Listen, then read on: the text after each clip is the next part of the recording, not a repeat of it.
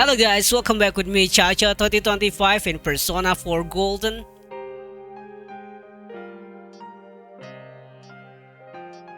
Mr. Edogawa TV Classroom, the nature of the shadow. The field of 10 lecture explaining the basic of Jungian psychology. Central theme of the Persona series.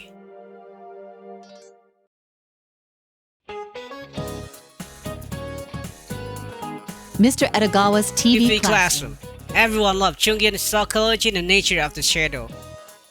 Hello there, everyone. It's time for Mr. Edogawa's TV Classroom. Everyone loves Jungian psychology, an invitation to the you that you don't know. It's already our 5th installment, the nature of the shadow. A shady guy, the shadow archetype. People are often more attracted to a person with a shady personality than to an outright good person. For today's lesson, I want to pick a single archetype and discuss it. That archetype is the shadow. What a charmer, Now let's begin the lecture. Sulfate et coagula. Just to brush up from the previous lecture, an archetype is a basic element of pattern recognition within the mind. With that ability, the mind can create images. There are archetypes such as the Great Mother and the Wise Old Man. And the shadow archetype conjures the image of a creepy, unfamiliar person. A creepy, unfamiliar person? That doesn't exactly sound like something that give off a good vibe, does it? That's right, the shadow is the archetype that represents the undesirable. The shadow is personal evil. Jung explained the shadow as the part of the personality one chooses not to see. In other words, the evil within a person that he or she denies. We all have evil that we deny buried within our unconsciousness. That is the shadow. I'm sure you can all understand that the shadow is hated by all. But let me explain it a little more, comparing it to your everyday life. Your shadow true question. Alright then, say you're a student and you receive a large amount of homework when you were thinking of going out. In that situation, what do you choose? Work or play? Work as usual. Play as usual? Work, of course. I see. In other words, to you, good is having the diligence to do your homework. On the other hand, you abhor the lackness of going out to play. Laziness is your evil. That is, you did not want to become the lazy guys you had. Even though you weren't lazy, you choose not to be lazy. This imaginary lazy person that you don't want to be is part of the representation of your shadow. Oh, just to let you know, I mean this question as a hypothetical. I'm not going to draw any conclusion about your shadow. But you see, this question has shown how you use your shadow as the standard for interpreting your own good and evil. But there's another, deeper meaning to this. The shadow is the you that wasn't picked. I'll give you 2 choices just now, work or play, you pick one of them. And consequently, you didn't pick the other. However, it's not impossible that you might have picked it. The other path was certainly a possible choice. Your shadow is the path that you didn't take. In other words, it is another you. The shadow is the you that wasn't picked. What to do with a hated shadow? Inside your mind is a creepy, unfamiliar person. You represent things you don't wish to be, things that you hate. The hated shadow is under pressure by the conscious, often using the feeling that it should just disappear. But can one's shadow truly be erased? First off, it would be very difficult considering its location inside the unconscious. Furthermore, the shadow makes us recognize ourselves and give our value judgment more meaning.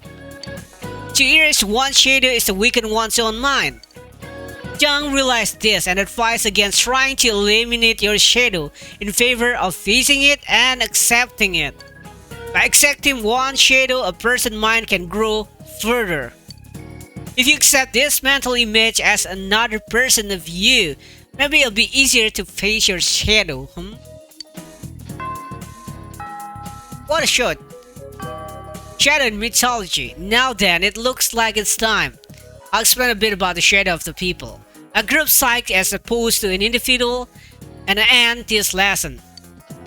Jung's study of mythology note the existence of the shadow.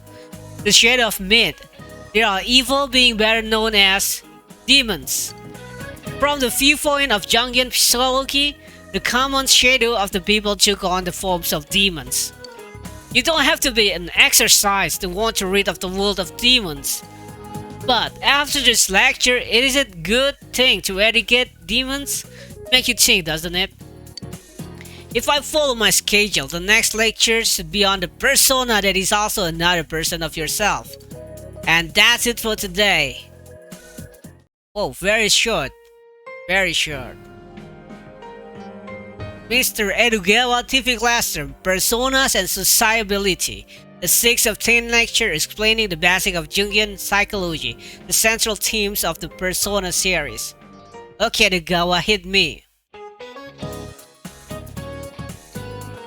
Mr. Edogawa's TV Classroom. Everyone loves Jungian psychology, Personas and Sociability, Lesson 6. Hello there, everyone. It's time for Mr. Edogawa's TV Classroom. Everyone loves Jungian psychology, an invitation to the you that you don't know. This will be our 6th lecture. We're at the halfway point. So this title is Personas and Sociability. Deep within our minds lies the collective unconscious, shared by all mankind. It is made up of the basic archetypes. I want to introduce another of these archetypes to you in this lesson. What kind of guy is this archetype? The persona? Last time we discussed the shadow. This time is the persona. The title kind of gave that way, didn't it?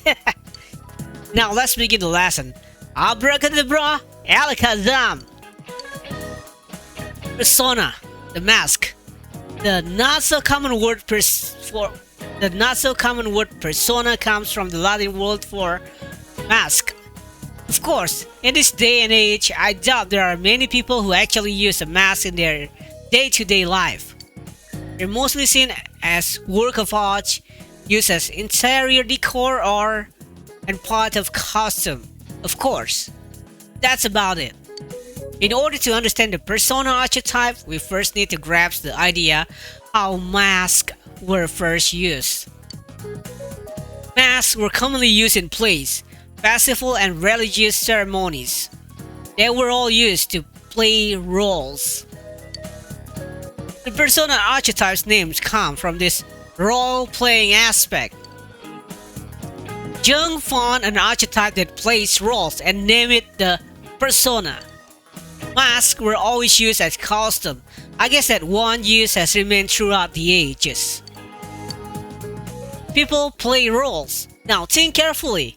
What exactly is the ability to play a role that the mind has had since birth? Let's think about it. An actor wearing a mask plays a role in order for the play to progress. So, in the case of a non-actor, someone playing a role will progress. And here comes the question. Alright, Ice D. What exactly progresses when a person plays a role in everyday's life? Time, politics, society. Society, huh? That's something of an all-encompassing answer, don't you think? But it's also correct, not bad. When a person plays a role in life, society moves forward.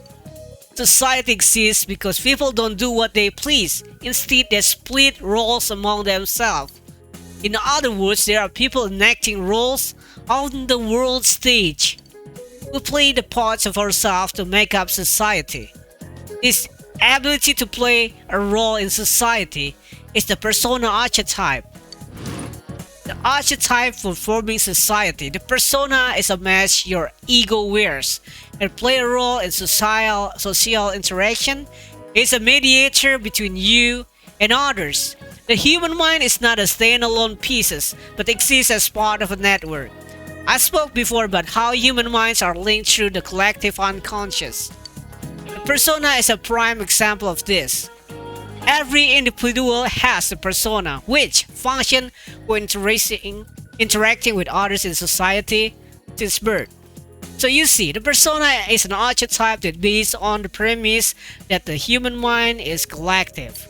I might be getting technical, but due to this property, the persona is often known as the social archetype. Personas and the young.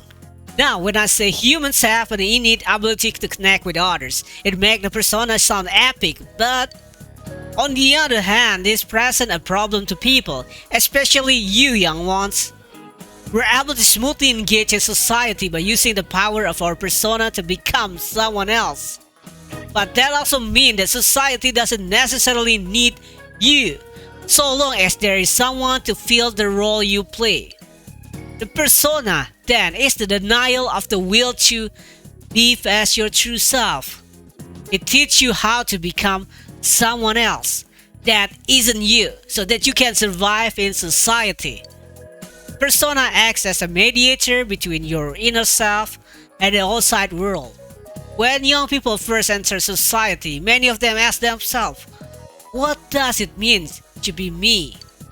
Here is where the ego and the persona act in opposition to each other. What should I do? What should you do? This is quite a difficult question. This clash between the two yous happen within your psyche and shape your life in a sense. Let me give you an example so that you might understand this a little better. How to live with your persona. Say, a person wants to contribute to society and live life with a persona as an unselfish person. For example, a policeman or teacher. This is enough to imagine, right? This person, using the mediator known as his persona, start living a reasonable life, making compromise with society. I'm a teacher, so I should live like this. That man's a police officer, so he's this type of person. If we know the persona's role, it makes interacting with him go more smoothly. In this way, your persona helps support your social life by making it easier for others to relate to you. Persona can harm you. The persona seems useful enough, but is that usefulness lies several traps. Donning the mask of the persona also means the separation of one's own ego. If the mask does not fit you, your mind will weaken and it can have detrimental effect on your health. Wearing a mask doesn't fit becomes a burden on you. Also, spending too much time in your role can cause you to lose sight of your true self. For example, as our subject dons the mask of a teacher, he begins to act as one outside the school, and even at home. He has become an instant of a person who had been taken over by his persona. So while the persona is useful in life, there's a danger of its weakening your mind or overtaking it altogether. Master your persona. It's said that the ideal relationship between ego and persona is one where the ego controls the persona. Having multiple personas and using them masterfully leads to a rich life. You should all begin seeking out new persona to take on and live your life with many choices. Now, then it looks like our time is up. I guess I have to remove my mask as a lecturer as well. And that's it for today. Okay, so that explained a lot, but how the games... I don't know if this young psychology is real or not. But I think that's the creator got his persona idea from, like the social link, In social link, you need to act Not because what you want to be, but because of what the person expects you to be. So that's why you found that sometimes the obvious answer is not the right answer, because you must act for what that your social link wants you to be. That's why you get points. And that is how social link and persona is connected. Great insight. Anyway, thank you for watching. Don't forget to like, share, and subscribe, and see you again on the next episode. Have a nice day.